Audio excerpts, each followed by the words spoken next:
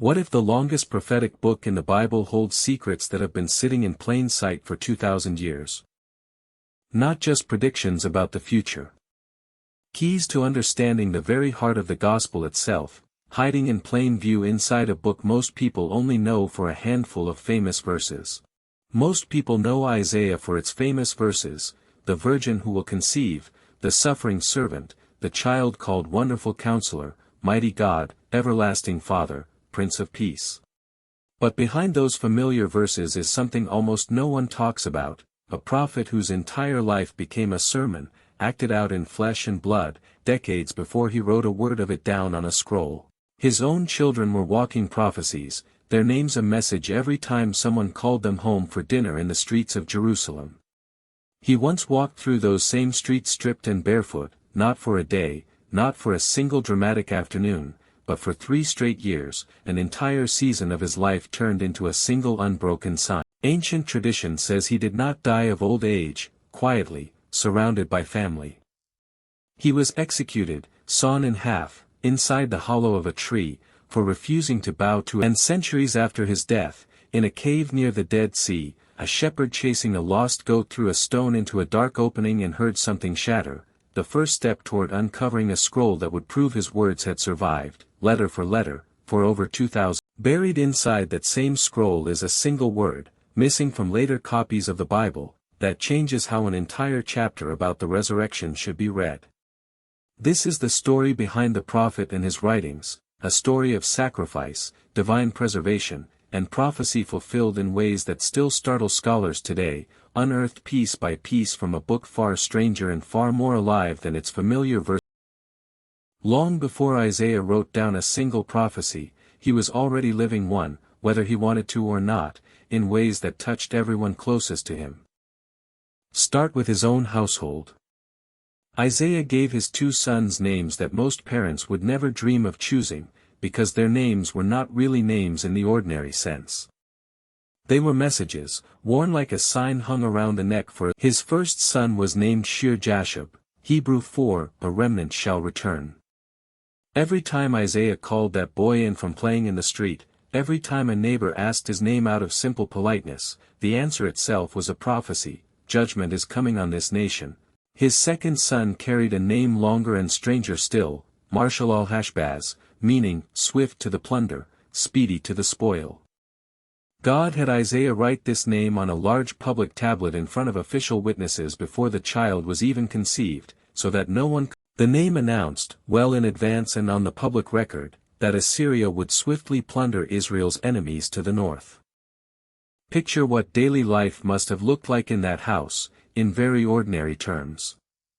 A mother calling one son in for supper, calling out words that meant hope is coming, calling the other son by a name that announced, out loud, in the marketplace, in front of the very neighbors who would be affected, that devastation itself was already on its way. But Isaiah's own body became the sermon too, not just his sons' names, and this time the cost fell on him directly rather than on the children he loved. God commanded Isaiah to strip off his sackcloth and his sandals and walk through Jerusalem naked and barefoot, exposed exactly as a captive taken in war would be exposed.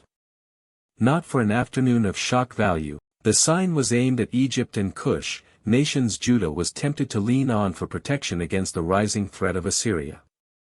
Isaiah's exposed, humiliated body was a walking preview of exactly what would happen to those nations' own people, stripped. Try to imagine actually committing to that, not as a single dramatic afternoon of prophetic theater, but as 3 years of entirely ordinary days, walking to the market, past the temple gates, through the same familiar streets people saw him on every single week, his body itself the only sermon some of his neighbors would ever really understand or remember. This is the prophet almost no one pictures when they think of the book of Isaiah, not a man safely writing poetry at a desk in quiet comfort, but a man whose family, whose body, whose entire daily life for years at a stretch, became the message before a sin. The book of Isaiah never tells us how the prophet died. The record simply stops. But ancient tradition, both Jewish and Christian, fills in what the biblical text leaves silent, and it does not end gently. According to this tradition, preserved in an early Jewish Christian text known as the Ascension of Isaiah, the prophet was executed under King Manasseh, the wicked son of the godly King Hezekiah whom Isaiah had once served in council. Manasseh, according to the account, turned the nation toward idolatry and toward a demonic figure the text calls Beliar. Isaiah fled with a small group of faithful believers into the wilderness, hiding among the mountains, living off whatever the while he was betrayed. A man named Belchira accused Isaiah before the king of prophesying against Manasseh's rule. And for that, Isaiah was condemned. The method of execution, according to this tradition, was almost unthinkable. Isaiah was placed inside the hollow trunk of a tree and sawn in two with a wooden saw. The ancient account insists on one final detail, more remarkable than the brutality itself. As the saw did its work, Isaiah did not cry out. His lips, the text says, continued speaking by the Holy Spirit until the very moment he was cut in half. This tradition did not stay buried in obscure texts. Both the Babylonian and Jerusalem Talmud reference a prophet sawn asunder under Manasseh. And most strikingly, the New Testament book of Hebrews, in its famous roll call of the faithful, includes this line: they were stoned, they were sawn in two, they were tempted. Hebrews never names Isaiah directly. But there is no other Old Testament figure this tradition attaches to, no other candidate the earliest readers of Hebrews would have understood this phrase to mean. The author of Hebrews is almost certainly a prophet whose living children were walking prophecies, whose own stripped and barefoot body became a 3-year sermon, and whose death, according to the earliest memory the Church preserved, came at the edge of a saw rather than in a peaceful old age. In late 1946 or early 1947, a Bedouin shepherd searching for a stray goat near the Dead Sea threw a rock into a cave opening, hoping to startle the animal out of hiding, and heard something shatter deep inside instead. Curiosity brought him back with companions a few days later. Inside, they found tall clay jars, some broken, some still sealed after nearly 2,000 years, holding ancient scrolls that had sat completely undisturbed in that cave since long before either the shepherd or his ancestors had ever walked. Among the very first scrolls pulled from that cave was a nearly complete copy of the book of Isaiah, written entirely in Hebrew, still legible after 2 millennia in the dry desert air. Scholars would eventually name it the Great Isaiah Scroll, and date it to around 125 BC, making it, at a single stroke, roughly 1,000 years older than any previously known Hebrew manuscript of the book. Before this discovery, the oldest copies scholars had access to dated from around the 9th or 10th century after Christ. Skeptics could reasonably ask how much a text might have drifted after 1,000 years of copying by hand. The Great Isaiah Scroll answered that question directly, by simply being 1,000 years closer to the original than anything anyone had previously held in their hands. And Isaiah was not just present at Qumran, tucked away as an afterthought among other texts. It was, by a wide margin, one of the most copied books found there. Across the caves, archaeologists eventually recovered 21 separate, clear evidence that the community living at Qumran treasured this particular book above nearly every other work in their library. When scholars finally unrolled the Great Isaiah Scroll and compared it, line by line, word by word, to the Hebrew text used in modern Bibles for nearly 2,000 years since, Chapter 53, the Suffering Servant passage, one of the most theologically weighted chapters in the entire Old Testament, matched the later text almost word for word, with only minor spelling variations. The wording that Christians would one day read as point. This discovery also reopened a long-running academic argument that had simmered for over a century: did one person write the entire book of Isaiah, or did a later, anonymous author add the second half generations afterward, long after the original? The theory of multiple authors, sometimes called Deutero-Isaiah, rests largely on stylistic differences between the book's earlier and later chapters, along with the argument that the specific mention of Cyrus by name would require a writer living in. But the manuscript evidence itself tells a different story than the theory predicts. The Great Isaiah Scroll contains the entire book, from chapter 1 to chapter 66, copied as a single continuous work with no scribal break, no change in handwriting, no seam. Whoever copied this scroll in the 2nd century before Christ clearly understood Isaiah to be one unified work, written by one prophet, worth copying start to finish without interruption. And the New Testament writers consistently agree with that assessment. Time and again, John's Gospel goes so far as to quote from both halves of the book in the same breath, attributing both quotations to the same man, the same voice, the same Isaiah, without pause or distinction. A shepherd's stray goat. Ask early church historians which Old Testament book shaped Christian understanding of Jesus more than any other, and the answer comes back again and again: Isaiah. The nickname stuck early. Church fathers like Jerome and Augustine referred to Isaiah as something closer to a fifth gospel than a prophetic book, sitting alongside Matthew, Mark, Luke, and John. The numbers back up the nickname. Isaiah is quoted or alluded to more than any Old Testament book beside Psalms, by one careful count, referenced across 23 separate New Testament books, some 470. Matthew reaches for Isaiah to describe the virgin birth. All four Gospels reach for Isaiah to introduce John the Baptist, quoting the same line about a voice crying in the wilderness. Jesus himself stands up in the synagogue at Nazareth, unrolls the scroll of Isaiah specifically, and reads a passage about himself before sitting down and declaring it fulfilled that very day. Isaiah chapter 53 alone, the suffering servant song, is quoted or echoed some 85 times across the New Testament, more than almost any other single chapter in the entire Hebrew Bible, and there is a structural detail in the book that feels almost too precise to be coincidence, though scholars differ on how much weight to place on it. The book of Isaiah has 66 chapters. Isaiah's first section runs 39 chapters, heavy with warning and judgment, the same number as the 39 books of the Old Testament. Its second section runs 27 chapters, saturated with comfort, restoration, and a suffering servant who saves.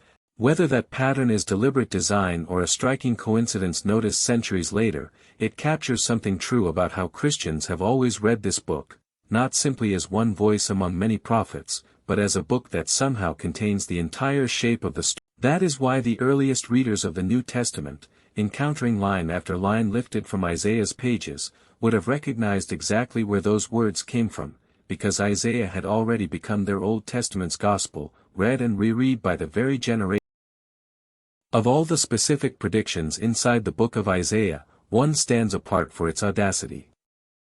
In Isaiah chapter 45, God speaks a title over a man who is not Jewish, has never worshipped Israel's God, and would not be born for roughly another century and a half. Thus says the Lord to his anointed, to Cyrus. Anointed. In Hebrew, that word is Mashiach, Messiah.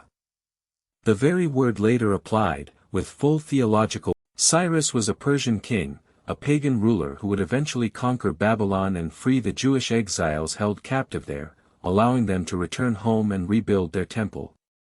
Isaiah names him specifically, by name, generations before Cyrus was born, and calls him God's anointed, the only Gentile in the entire Hebrew Bible to receive that title. This was not a vague prediction about some future deliverer arising from an unnamed nation.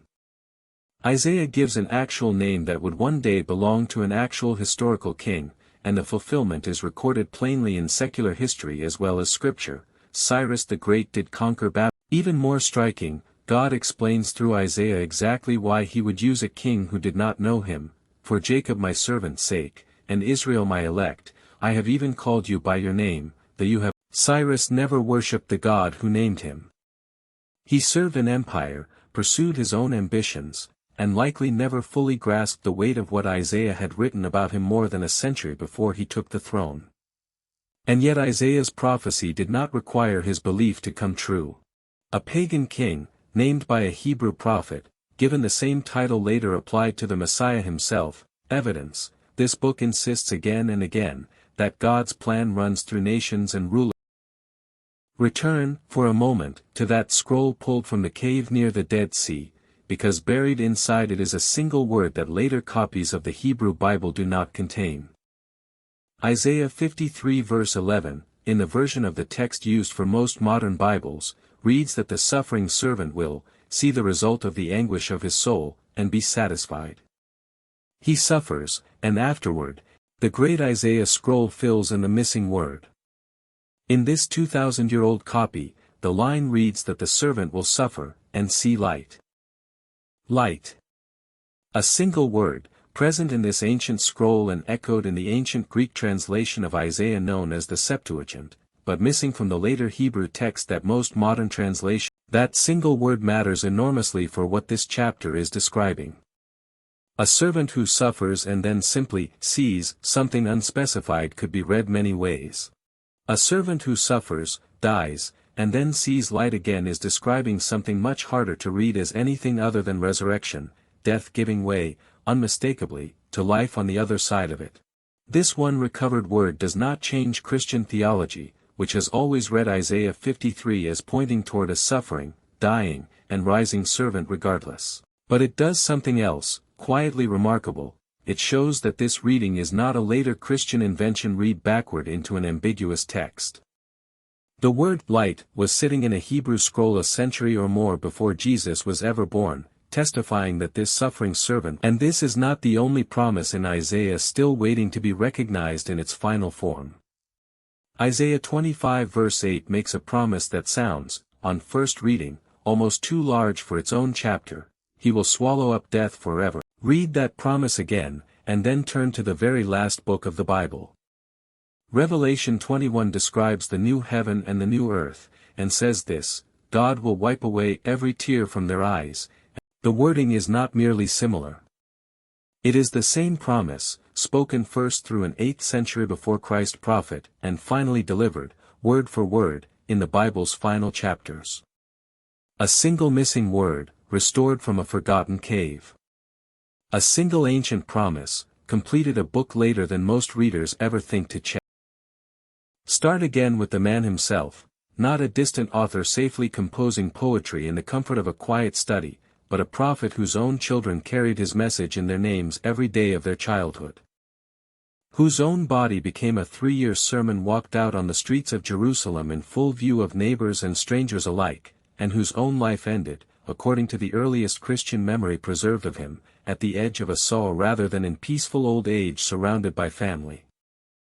Then follow his words forward, through centuries most ancient books never survive intact, copied by hand, generation after generation, sealed inside clay jars, hidden in a cave above the Dead Sea for 2,000 years, and pulled back into daylight by a shepherd chasing a The scroll that shepherd found confirmed what generations of readers had trusted without any real proof, that Isaiah's suffering servant, his warnings, his promises, had reached the modern world essentially unchanged across. And buried in that same scroll was a single missing word, quietly confirming that resurrection had always been the point of that chapter, long before anyone ever stood outside an empty tomb to see it fulfilled. A pagan king, named by name centuries before his own birth and handed a title later reserved for the Messiah himself. A promise about death being swallowed forever, spoken once in an 8th century before Christ's scroll, and spoken again, word for word, in the Bible's very last pages, closing the loop across the entire span of Scripture. This is why the early church reached for Isaiah again and again, quoting him more than any other prophet, reading him almost as a fifth gospel standing alongside the 4 they would eventually write down themselves, decades after his own death. Not because Isaiah predicted a distant future in vague, safely deniable terms that could mean anything to anyone. But because he lived his message inside his own household, wore it on his own body for 3 unbroken years without relief, and paid for it, in the end, with his own life,